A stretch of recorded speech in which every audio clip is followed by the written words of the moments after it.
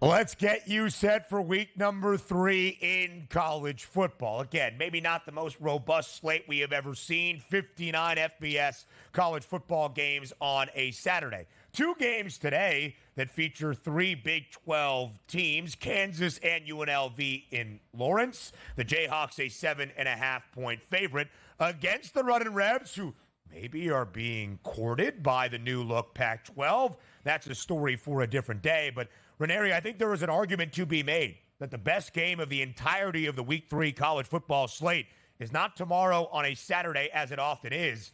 It's on this Friday night in Manhattan, Kansas. To the Little Apple we go. One of 2 ranked versus ranked matchups in Week 3. It's 20th ranked Arizona, number 14 K-State. Again, you look at this game. Oh, a Big 12 matchup to start things off this year for the grouping of the Wildcats. That is incorrect. This is a non-conference game, does not have ramifications on the Big 12 standings. Total is 60.5. And what stands out to me, Joe, Kansas State, more than a touchdown favorite at home against Arizona. Is the line fitting, or is it a little bit too steep? Well, it depends on who you think is going to win this game. If you think that Arizona, who is coming off of a very lackluster performance against Northern Arizona, which I do think is playing into the market perception of this team. I mean, there are some changes, although they have plenty enough offensive returning starters from a year ago, including their quarterback. Philosophically, it's about the same. Kansas State. Listen, that game against Tulane, would we be having the same conversation if Mensa doesn't get picked there in the end zone at the end of that game? We could be having a totally different discussion and different line for K-State. Right. I think the perception of both these teams is they are going to be able to put up points. I think defensively, that's where both of these teams are going to have some issues. The tempo is going to be there. I quite honestly, Ben, don't know how this thing stays under any total you throw out there. It is a key number, of course, 7.5. Right. But my goodness, there are going to be a ton of points. And when you got such a high total, that kind of spread shouldn't bother you if you're looking to lay it with Kansas State. Now, Kennesaw State, currently an FBS program, did play a couple of FBS foes a year ago and technically was the best cover team in the country as they were 1-0 against the number. But if you go outside of just one game, Arizona was the best cover team in college football a season ago, 11-2 against the spread, and nobody better at covering numbers as an underdog. Zona last year, 6-0 against the spread as an underdog. Only 3 outright victories, fine. But covering numbers by an average margin of 17.4 points per game in those 6 contests booked as the dog. So the hook added on to the 7 does stand out to me. Neither of these groups of cats has covered so far this season. Arizona tested week 1 by New Mexico. Last week, nearly a 40-point favorite against Northern Arizona, FCS foe. They won 22-10. And in week number 1, Joe, Noah Fafita had more than 400 passing yards. More than 300 of them went to his top target, Teteroa McMillan, one of the best wideouts in college football. Last week, the guy had 2 grabs for 11 yards. I have no idea what happened. But you mentioned Darian Mensah and Tulane last week in New Orleans, close to 350 through the air against this Wildcats secondary and 3 touchdowns. So that should lead you to Noah Fafita tonight, 269.5. And T-Mac, his receiving yards prop, 94 and a hook. I would keep an eye on DJ Giddens. That's K-State's running back. 100.5 is his rushing yards prop. He has gone over that in 6 consecutive games. Each of the first 2 this year for K-State, the final 4 a season ago. And Arizona has been getting run on so far this season. But to your point, Joe, I think we see some points and some offense tonight in the Little Apple. A top 20 tilt on a Friday, perhaps the best game of the weekend on a Friday night, which means the only ranked versus ranked matchup that we have all Saturday long is in Columbia. 6th ranked Missouri, 24th ranked Boston College. The only top 25 tilt on a Saturday as we all expected. We mentioned this game with proud BC alum Mike Blewett, 16.5 points in favor of Mizzou, total 53.5. Ranieri, is the spread too large for this top 25 tilt? No, I do think it's exactly where it needs to be, Ben, just strictly from the standpoint of this Missouri team. I like them. There is nothing not to like about them. Certainly offensively, they are good to go. Bill O'Brien, I think, is going to try to slow this game down to a crawl, Ben. They're going to try to limit the possessions there for Mizzou, which is their best shot at trying to win this game. So if you're going to take the points to 16.5, I would also correlate that big time with the under 53.5. Yep. I don't see any situation in BC covers a shootout. I don't think that's what they want. I think Bill O'Brien knows that.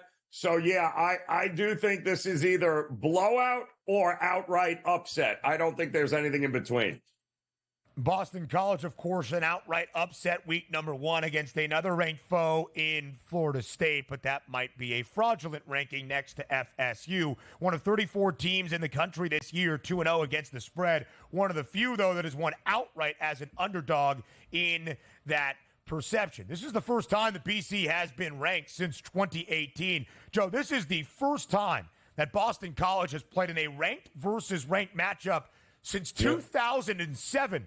When Matt Ryan was playing quarterback in Chestnut Hill. It's been a very long time. Missouri, best scoring defense in the country this year. Corey Batoon, the new defensive coordinator, taking over for Blake Baker. They have held both of their opponents scoreless. One FBS foe included, Buffalo, last week. Brady Cook, Luther Burden, one of the best quarterback wide receiver combos in the SEC, yet to break out. Maybe keep an eye on those numbers for tomorrow against Boston College. We'll get to the rest of the Week 3 slate and some of the best games in college football on your Saturday. Up next, live right here on the Early Line on Sports. Let's set the stage for week number 3 around college football. A rapid-fire whip around to hit on as many games as we can in the next 5+ minutes. Purdue hosting Notre Dame this week. The Irish now ranked 18th in the country. I think the Spoilermakers are a little bit mad at the Huskies from NIU. They were hoping to be the team to upset Notre Dame because Purdue has the most wins against an AP top 5 foe as an unranked club in the history of college football, 17. It's just that Notre Dame is no longer in the top 5, but remains in the top 20. The Irish, Joe, less than a double-digit favorite now on the road in West Lafayette against the Boilermakers. How critical is this game, and what do you want to see out of Notre Dame in response to the huge upset last week at home against NIU? Well, it shouldn't be a surprise that Notre Dame is struggling here, and it shouldn't be a surprise that this is no longer a double-digit favorite on the road here, Ben. The offense of Notre Dame is terrible. Anybody who thought another ACC quarterback from the bottom tier teams was going to come in and save Notre Dame and elevate them have been sadly mistaken. You did it last year when you had to go to Wake Forest and pluck their quarterback. You did it this year with Duke. Riley Leonard's also hurt in his non-throwing shoulder, which means he's not probably going to run as much and take as many hits in this one, Ben. Notre Dame is going to win games because of its defense. They are going to lose games because their offense can't score enough. Entirely still too many points. But you know what? This is either going to be a Notre Dame 45-0 or they lose outright to Purdue. So I'll take the plus 285. Yeah, listen, you're not wrong in that thought, Joe. When you look at Purdue last year, first year under Ryan Walters, 4-5 against the spread as an underdog, 3 outright victories. The Boilermakers had a weird week 2 bye after a week 1 shutout over FCS and in-state foe, Indiana State. Hudson Card, the Texas transfer, second year in West Lafayette, darn good, 24 of 25 for 273 yards and 4 touchdowns. The second most efficient passer in college football at the moment, only behind Ole Miss's Jackson Dart. So they've been focused on this game. We talk about overreactions week 1 to week 2 in the National Football League. This feels like a slight overreaction. Purdue entered this year, and I don't want to slander the Boilermakers. I love them. I wish they could play spoiler. But Purdue entered this year with the lowest win total in the Big Ten at 4.5. And Notre Dame is now less than a double-digit favorite because of what happened last week. Listen, Riley Leonard has to be better. He has not thrown for more than 163 yards this year and 2 costly interceptions last week against NIU. It feels a little bit reactionary. Not that I advise laying 9.5 with the Irish, just again, a little bit reactionary. What a week it is for the Forgotten Two in the Pac-12. The announcement yesterday morning, the addition starting in 2026, and I do not believe that the timing was just ironic. I think they knew what they were doing entering rivalry week for the Forgotten Two against their former Pac-12 foes. We've got the Civil War between Oregon State and Oregon, and on top of that, Joe, the Apple Cup on Saturday in Seattle. Not inside Husky Stadium, mind you. This game at Lumen Field where the Seahawks play. Only a 4.5-point spread in favor of the Huskies. What do you make of it?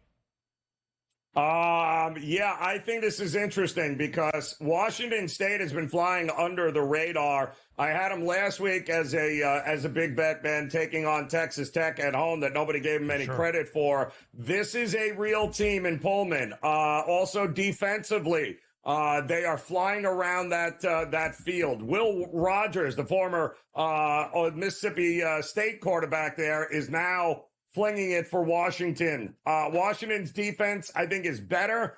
This, to me, is going to be a wild one. I do think we're going to get some points, so I tend to look at the over when these two teams usually get together.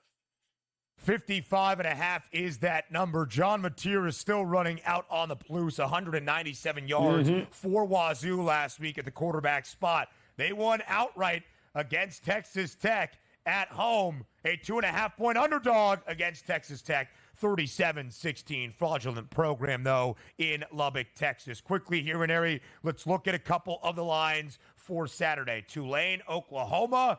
OU barely surviving last week against Tulane's former head coach, Willie Fritz, now at Houston. The Green Wave cover that number, in my estimation. Just show the Week 3 slate so the people can take it in. A huge SEC Saturday, and of course a couple of those rivalry matchups as well. We could spend forever on college football. Got to give you the pick six next.